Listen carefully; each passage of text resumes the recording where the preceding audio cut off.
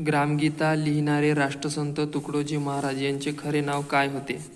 माणिक बंडोजी इंगडे. महाराष्ट्र धर्म हे मुखपत्र कोणी सुरू केले? आचार्य विनोबा भावे. भारतीय वृत्तपत्रांचा इतिहासाचा अग्रदूत कोणाला संबोधतात? James ॲगस्टिन Hicky. धर्मप्रकाश हा ग्रंथ कोणी लिहिला आहे? विष्णुबुवा ब्रह्मचारी. शीख धर्मातील पवित्र ग्रंथ कोणता आहे? गुरुग्रंथी साहेब. मुघल सत्तेचा संस्थापक म्हणून कोणास ओळखतात? बाबर. महात्मा गांधी यांच्या आईचे नाव काय होते? पुतलीबाई. महात्मा गांधी यांची हत्या कोणत्या दिवशी झाली? 30 जानेवारी 1948.